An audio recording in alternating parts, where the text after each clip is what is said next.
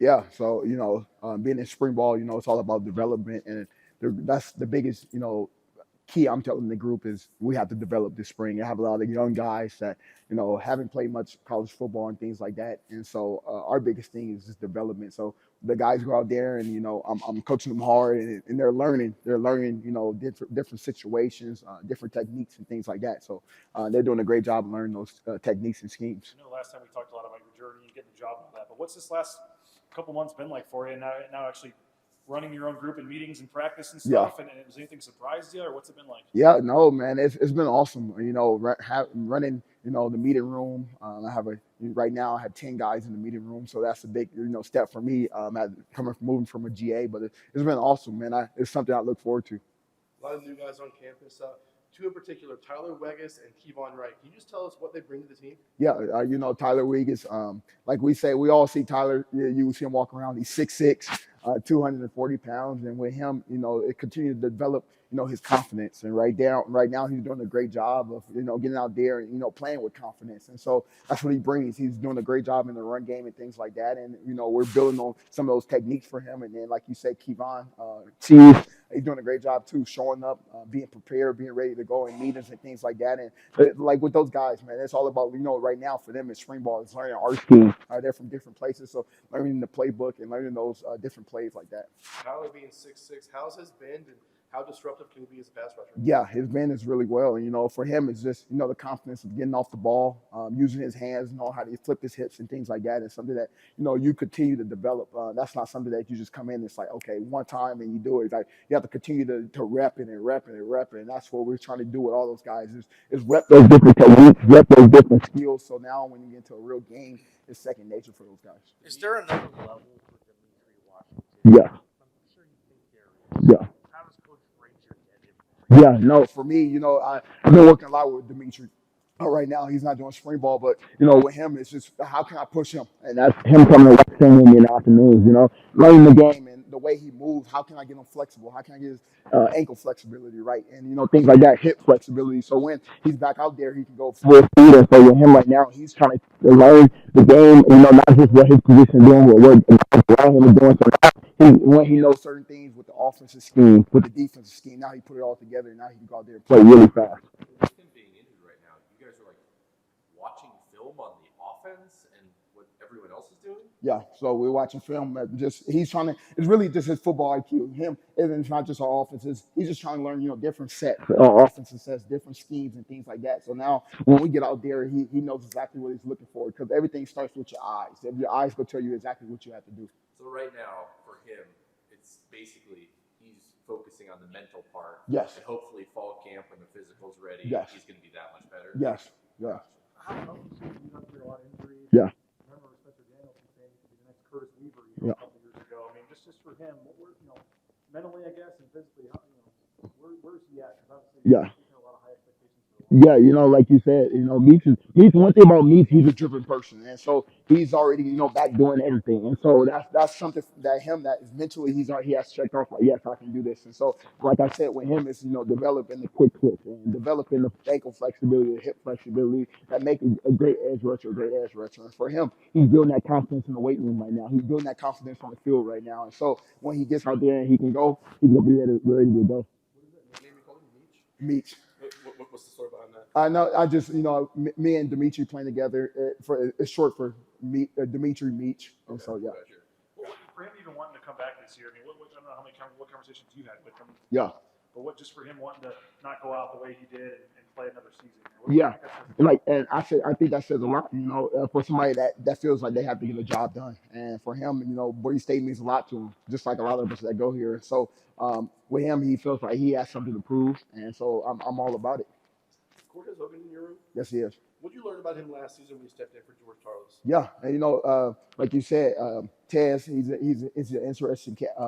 He works hard and he really loves the game of football. And so that's the type of kids that you want to be around. Kids that really love to show up every single day, and he brings energy to the room every single day. And so that's the type of kid that you love him, and him stepping in right now and learning the defense even more and learning his techniques and and building those skills so that he can go out there and play fast. When he got here, he was open about it. He was really just a one-trick pony. He knew how to rush the passer. Yeah. How has he grown in his run defense. Oh yeah, and so like you said, like that's our biggest thing is we have to stop the run before we can get after the passer. And so we emphasize that over and over. How can we stop the run? And so we detail and go into detail of how we play the run game, and so that we're always trying to build on that, and that starts with the confidence. How we strike a sled, things like that. And so those guys are always trying to build on that.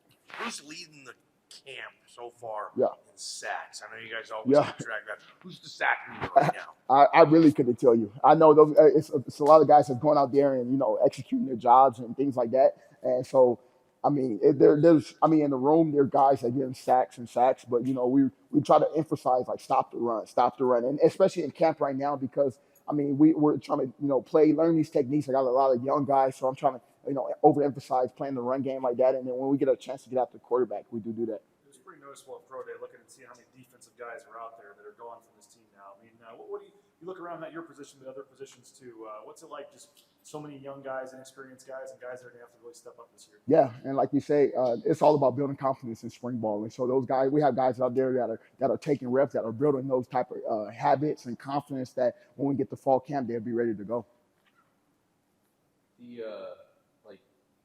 I know most guys, edge rushers come in, all they want to do is rush the passer. Yeah. You've mentioned like 10 times stopping the run. Yeah. That was a problem at times last year. Are you just completely focused on that, and it's like these guys will figure out how to rush? No doubt. We're always, that's our number one goal is to stop the run, so you can't get after the quarterback. But when we do get our chance to get after the quarterback, we overemphasize it just like I overemphasize stop the run. Like those guys know how to pass rush, where it starts, and things like that. So we're overemphasizing both of them, and so we can improve on both of them throughout camp and spring ball. How do you think you guys did last year rushing the passer? Yeah, I thought we did a decent job. I thought there's always room to improve.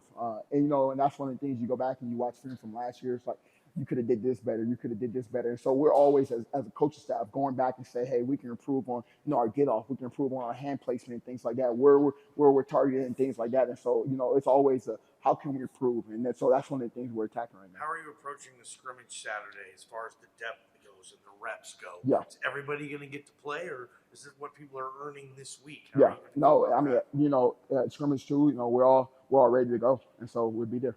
I remember. Is Gabe Hunter in your group, right? Yeah, he is. What we saw last year, what he was able to do coming in, it's and then we found out after the game he's a walk on or whatever. What's Gabe's outlook, I guess, and his ceiling? Yeah, Gabe, he's another one of those kids that truly works hard, truly loves the game of football, loves coming through those front doors right there every single day, and he brings that vibe into our room where we need him and things like that, and he's constantly improving as a player, and so that's what I look for. Everybody in the room, no matter if walk on, scholarship guy, do you have that will and drive to continue to improve? I've heard every coach who's coached Dimitri talk about that. Meeting rooms, he does not stop talking, not shut up. Yeah. When he's got these new guys in and you're a new coach, do you have any funny, memorable stories of him in the meeting room these last couple weeks? Honestly, I tell Dimitri he's like my GA. And, that dude, he's down on the playbook and things like that because he truly cares, and so he takes in to help the younger guys, and that's something that. As a brotherhood, we talk about a lot. Like, you want to help the younger guys that are coming in, and he does a great job of that. And the guys look up to him, and you always want somebody that the guys look up to help run the room. And he's a leader in the room, and so he does it in the right way. He loves those guys and things like that. So those guys look up to him. They ask him questions and things like that. And so I'm happy with him what he does in the room. You saw Gabe step up last year. Who's a young edge rusher that you think is going to step up this year? Yeah, in spring ball, you're always constantly trying to see who's the next guy stepping up, and so we're constantly looking, and so I don't really have that answer for you right now, but no, those guys are doing a great job right now, and so one thing about me, I coach them hard, and so I'm pushing them to see, who wants to take that next step, who wants to be that next guy, and so with spring ball, still in the mix, we just got back from spring break. I'm seeing these last 2 weeks, who's gonna finish strong.